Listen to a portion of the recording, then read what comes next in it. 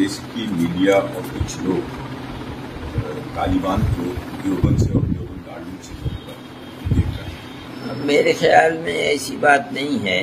इसका असल सबब वो ये कहते हैं कि हमारे इमाम हजरत शेखुल हिंद देवबंद के रहने वाले थे, दारुल उलूम देवबंद के सदर मुदर्रिस थे और अपने ज़माने में सबसे बड़े आलिम थे। लेकिन अंग्रेज़ की दुश्मनी उनके रगो रेशे के अंदर सरायत थी। फिर अंग्रेज़ ने उनको पकड़ा और पकड़ कर उनको माल्टा की जेल में बंद किया और 4 साल वो वहाँ रहे। उन्होंने हिंदुस्तान में अंग्रेज़ हुकूमत के ख़िलाफ़ सबसे पहले वो आदमी हैं जिन्होंने अफ़गानिस्तान के अंदर आज़ाद हिंद हुकूमत कायम की थी, जिसका सदर महाराजा प्रताप सिंह को बनाया था और मौलाना बरकतुल्लाह साहब भोपाली को वज़ीर आज़म और उनके शागिर्द हज़रत शेखुल हिंद रहमतुल्लाह अलैह के शागिर्द यहाँ के पढ़े हुए मौलाना उबैदुल्लाह सिंधी रहमतुल्लाह अलैह को वज़ीर ख़ारिजा बनाया गया।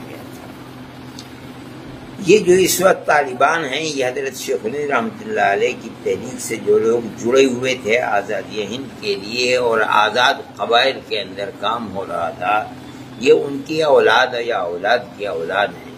इसलिए ये अपना इमाम उनको बनाते हैं। ये कहते हैं कि वो हम जिस तरह उन्होंने अपनी सारी ज़िंदगी मुल्क की आज़ादी के लिए, यानी इस्तेमार गैर ताकत के चुंगल में मुल्क फंसा हुआ था, आज़ादी के लिए काम किया था, इसी तरीके पर हम भी उनके रास्ते पर चल रहे हैं। बस इतनी बात है। बाकी ये कि वो देवबंद के पढ़े हुए हैं, मुल्क की आज़ादी से पहले लोग तो पढ़ते थे, मगर मैं जहाँ तक जानता हूँ आज इस वक्त उसमें से कोई जिंदा नहीं है। ये लोग वो हैं कि उनके पढ़े हुए हैं, उनके शागिर्द हैं। लेकिन असल बुनियाद ये है कि वो ये कहते हैं कि जिस तरह उन्होंने अपनी जान को कुर्बान कर दिया और शागिर्दों की फौज खड़ी कर दी, जिन्होंने 10-10 साल जेलों के अंदर गुजारा और मुल्क को आज़ाद कराया है, हम भी अपने मुल्क को गैरों के तसल्लुत से आज़ाद कराने के लिए काम कर रहे हैं। तो गोया कि जो लाइन उन्होंने दी थी और उसके ऊपर वो जिंदगी भर काम करते रहे, हम भी उसी लाइन पर चलने वाले हैं। लोग ये समझते हैं कि ये लोग देवबंद के पढ़े हुए हैं, देवबंद के पढ़े हुए नहीं है। मुल्क की आज़ादी के बाद कहाँ था? अब तो कुछ वीज़ा चूँकि गवर्नमेंट इंडिया की उनसे जुड़ी हुई थी और उनके साथ उनके ताल्लुकात थे, वहाँ काम भी कर रही थी हुकूमत हिंद। इस बुनियाद के ऊपर कुछ लड़कों को वीज़ा मिल जाता है, लेकिन उस ज़माने में तो किसी को भी वीज़ा नहीं मिला है। मैं नहीं जानता हूँ कौन रुपये लोगों के सामने है, पकड़ने की हवा चल रही है। ये कहा जाता है कि देवबंद दहशतगर्दी का अड्डा है, लेकिन हमारी तो तालीमात खुली हुई हैं, 24 घंटे दरवाजे खुले रहते हैं। जब हम पढ़ाते हैं तो हमारे सबक में कोई भी आधे लोग आ जाए, कोई भी चीज़ नहीं है।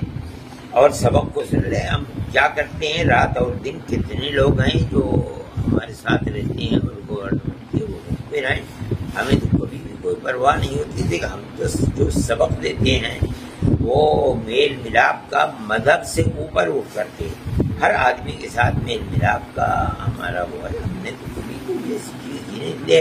लोग कहते हैं कि ये मरकज़ बनाने जा रही है गवर्नमेंट, क्या कर रही है, क्या कर रही है। कहते हैं गवर्नमेंट को अख्तियार है तो क्या कर, हमारे ऊपर इसका कोई असर नहीं पड़ता। जो हम पढ़ाते हैं वो 14वीं रात की चांद की तरह रोशन है, जिसका जी चाहे आए हमारे सबक के अंदर बैठ जाए। हम तो प्यार और मोहब्बती की तरकीन करते हैं, और इस्लाम दुनिया में जो जंगल की आग की तरह फैला है वो कोई दुश्मनी से थोड़ी फैला है, वो तो प्यार और मोहब्बती के साथ फैला। दुनिया के हर कौम ने उसको कबूल किया है। लोग ये सवाल करते हैं कि हम गवर्नमेंट के वहाँ की गवर्नमेंट के तालिबान के से मोहब्बत रखने वाले और हम उनके बारे में अच्छी राय रखते हैं, ये भी गलत है।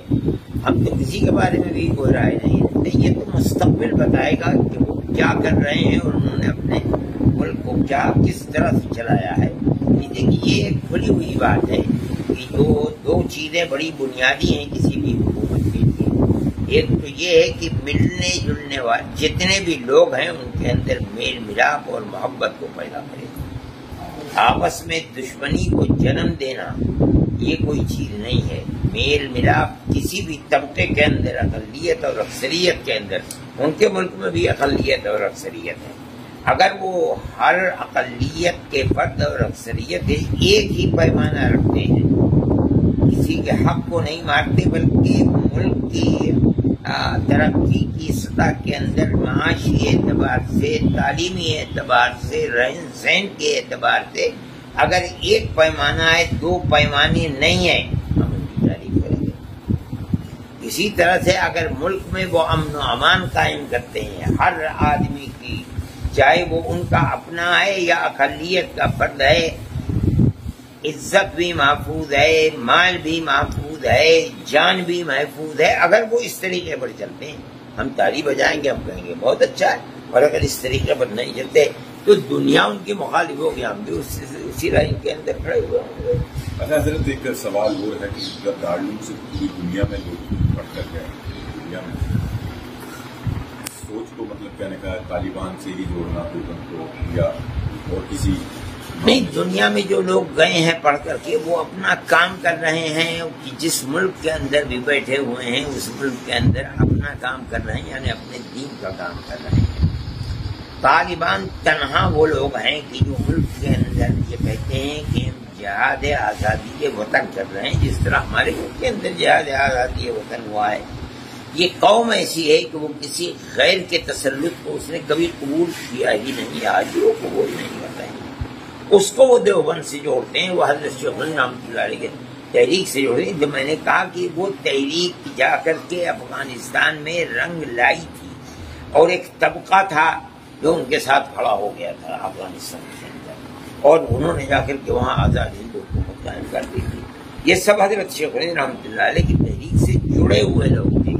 اب حضرت شیخ الہند رحمۃ اللہ علیہ کے اسی لیے جب حضرت شیخ الہند رحمۃ اللہ علیہ کے انتقال کے اوپر جو وہاں ان لوگوں نے تعزیت کا جلسہ کیا تھا، اس کے اندر افغانستان کے بالکل بالا تر اونچے سے اونچا آدمی موجود تھا. تو اس وقت کے جو حاکم تھے انہوں نے کہا تھا کہ شیخ الہند نہ تما کر آ رہا تمام کرم، جس چیز کو شیخ الہند پورا نہیں کر سکے اور دنیا سے چلے گئے، میں اس چیز کو پورا کروں گا. آج اس کا پھل دیکھنے کو آ رہا ہے، وہ قوم کھڑی ہو گئی. لیکن وہاں اقلیت اور اکثریت ہے، اس لیے کہ یہ جو لوگ طالبان جن کو کہا جاتا ہے یہ سب پشتو بولنے والے ہیں، جو جنوبی افغانستان کے ہیں. شمالی افغانستان جو اوپر ہے اور روس کی ریاستوں سے ملتا ہے، تاجکستان اور اس کے درمیان میں تو صرف ایک دریا ہے، ادھر تاجکستان ہے ادھر افغانستان ہے. یہاں کے لوگ فارسی بولنے والے ہیں. ہمارا ماننا یہ ہے کہ حکومت کامیاب جب ہے جب ان دونوں کے درمیان میں ایک پیمانہ ہو، دو پیمانے نہ ہو. جب یہ صورت ہوگی تو ہم کہیں گے کہ حکومت کامیاب ہے. اور اگر یہ نہیں ہوتی ہے تو ہم سمجھتے ہیں جیسے دنیا کی حکومتوں کے اندر اکثریت اقلیت کے حقوق کو مارتی ہے، یہ بھی مار رہے ہیں اور کہتے ہیں کہ اسلامی انقلاب ہے. یہ اسلامی انقلاب نہیں ہوتا. اچھا، ہم حضرت یہ بھی دیکھ رہے ہیں کہ ہندوستان کی میڈیا ہے جو اصل چیز ہے وہ قرار ہوا ہے طالبان سے، امریکہ کا. طالبان پہ ہندوستان کی گورنمنٹ نے سائن بھی کیا، اس چیز کو نہیں بتا رہی. ہم نہیں جانتے ہیں کہ کیا ہوا ہے اور کیا سائن کیے ہیں. ہم اس کے اندر بھی بول بھی نہیں. یہ سیاسی معاملات ہیں، انہوں نے کیا کیا ہے کیا نہیں کیا ہے. ہم اس چیز کو دیکھ ہی نہیں رہے. ہم تو یہ دیکھ رہے ہیں کہ جو کام ہوا ہے آیا وہ صحیح طریقے پر اپنے یعنی کام کو کرتا ہے یا نہیں کرتا ہے. ہم نے ہمارے نزدیک اس کی بنیادیں دو ہیں. میں نے کہا کہ ایک تو امن و امان ہر سطح کے اوپر، عزت و آبرو اور مال و دولت ہر چیز کا محفوظ رکھنا. دوسرے یہ کہ ہر ایک کے لیے دو پیمانے نہیں ایک پیمانہ ہونا، تب حکومت چلے گی. اور اگر نہیں چلے گی تو اسی کے اندر سے دوسرا طبقہ کھڑا ہوگا جو جڑ اکھاڑنے لگے گا. دوستو، اگر آپ نے ہمارا یوٹیوب چینل ارشاد اسلام کیرانہ کو ابھی تک سبسکرائب نہیں کیا تو ابھی سبسکرائب کر لیں. شکریہ، جزاک اللہ.